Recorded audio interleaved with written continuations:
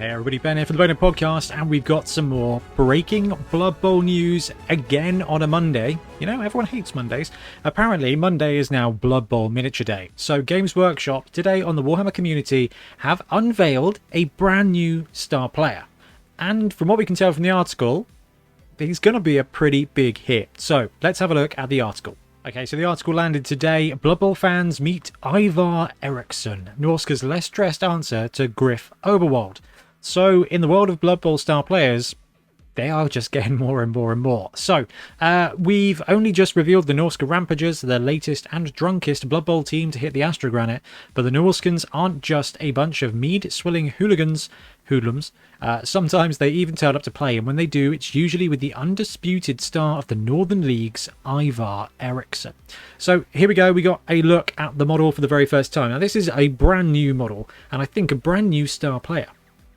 Like a completely brand new, like I can't even think of an archetype that was just a great Norse player. So the dude is topless in classic old school Norse style. He's wearing leather shorts. He's got the Norse boots, the big furry boots wrapped around there with the like leather threads keeping it in place. He's got the kind of the Norse style armor plate. So he's got a belly plate. He's got the left shoulder plate there, which you can see it's kind of got that Celtic Nordic gold edging tucked in there. He's got big old wings on his helmet, which is kind of Norse, I get that, and also very Griff Oberwald. So this is kind of like the star player, and he's wearing a beanie hat. He's got his plaited beard.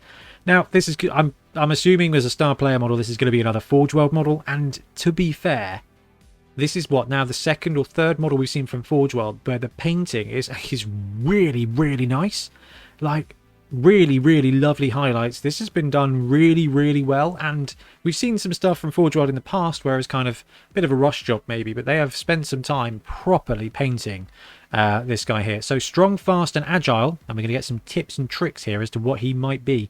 Eriksson is the complete package. He's a dashing blitzer who can block, tackle and guard, adding crucial punch and muscle to the Norskans' already mighty front line. And with his infectious grin and flowing blonde locks, he's perhaps one of the most aesthetically pleasing Norse players to grace Nuffle's sacred gridiron.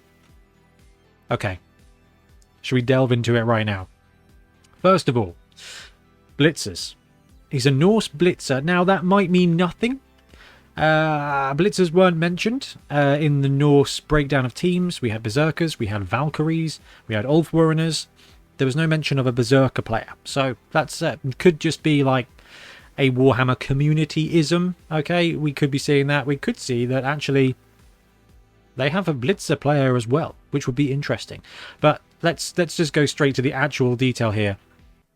Who can block, tackle, and guard. Okay, so that doesn't seem very well hidden. if that's how this is going to work. So we've got to assume that this dude comes with block and tackle and guard. So a star player landing with guard has not happened yet. Block is everywhere. Tackle, there's a bit of tackle around there. Rumbelow is one of the cheapest ways to get tackle onto your team. Guard, though, is phenomenally useful. And actually, a player like this for a Norse team with guard is going to mean that you're blocking even more effectively. And I think the fact that he's got block is probably an indication that the team itself is going to retain block instead of brawler. I know that might seem like an extrapolation and a bit of a jump, but actually, as a representative of the race, I think if this dude, if the Norse team was going to go brawler instead of block, the star player archetype would probably have brawler instead of block.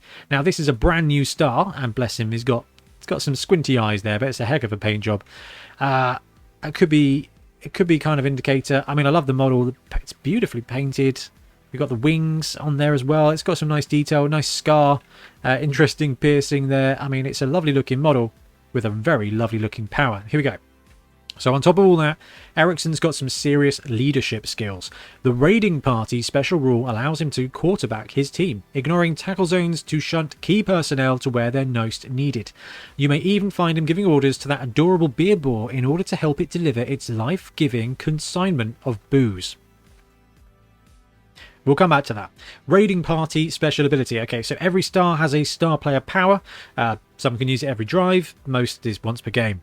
Once per drive. So this is the same as we saw from the star player last week. Once per drive.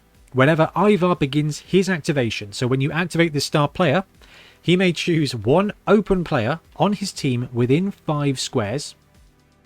That chosen player may immediately move 1 square, ignoring tackle zones, though they must end this move marking an opposition player. This is absolutely massive.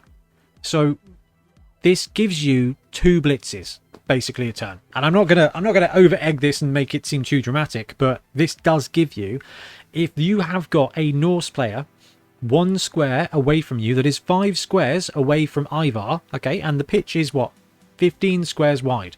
So you put him in the center zone, and 5 squares both sides is 11 squares. That is basically all but the last 2 squares on each side of the wide zone. Okay, so Ivar in the middle of the pitch can just basically Van Hel's Dance Macabre, just boom a dude 1 square away.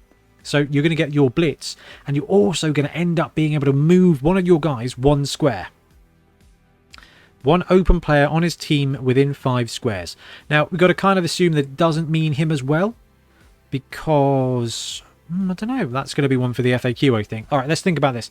If you've got the Yeti close enough and it's 1 square away, the Yeti moves in. You don't even have to use the blitz, it's just straight up block.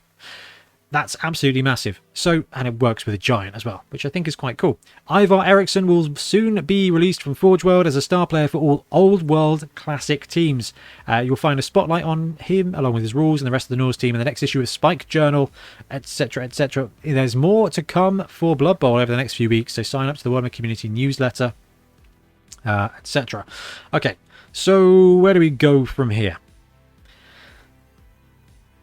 Couple of assumptions. 1, Spike is coming soon. I don't know how soon. Probably the most unlikely time, so watch out for that. We'll probably see some more of the breakdown on the team's stats over the next couple of weeks, so maybe 2 weeks probably. It's cool that we've got a brand new star player. This raiding party ability though is absolutely massive.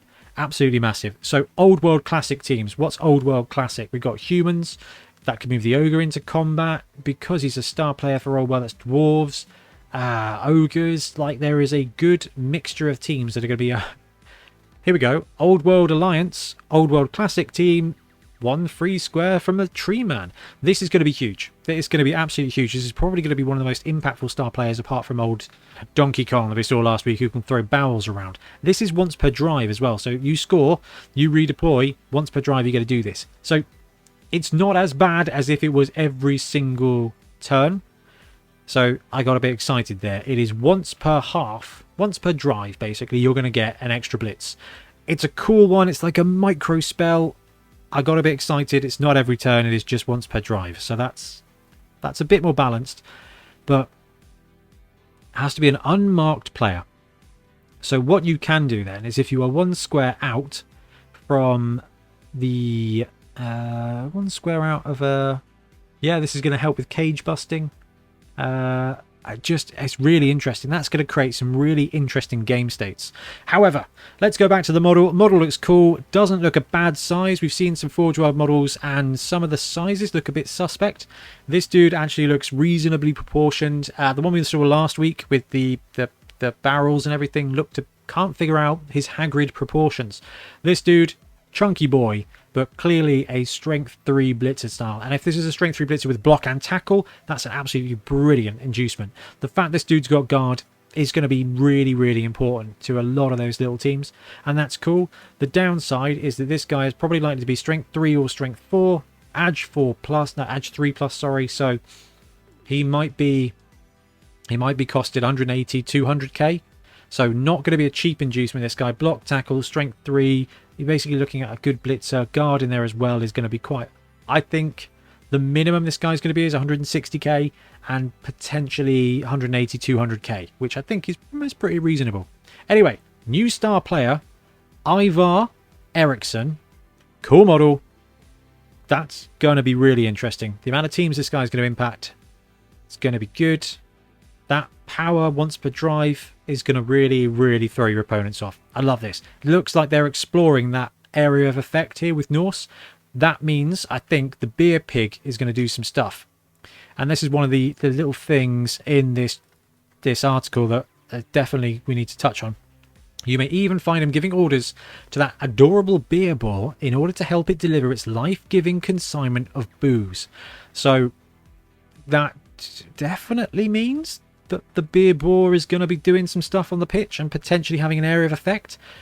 My money is on a brand new skill then for the beer boar. Anyway, right, I'm going to wrap up. Tell me what you think of the model, tell me what you think of his ability, and tell me what you think that beer boar is going to do, because I am genuinely intrigued now. Anyway, thanks very much for watching. We'll be back soon with more Blood Bowl content. Happy Norsing. Thanks very much for watching. We really appreciate your support. If you want to help support the channel even further, please like and subscribe, or come join us on our Patreon. We have early access to content. We get loads of feedback from you guys, and we try and do competitions as much as we can. Or you can get yourself some Bonehead podcast merch on our Spreadshirt site. So if you want to support a team, especially for the Bonehead Championship, you can pick up a shirt, a mug, things like that. It all helps support the channel, and we really appreciate it. Anyway, links below. Thank you very much. Happy blocking.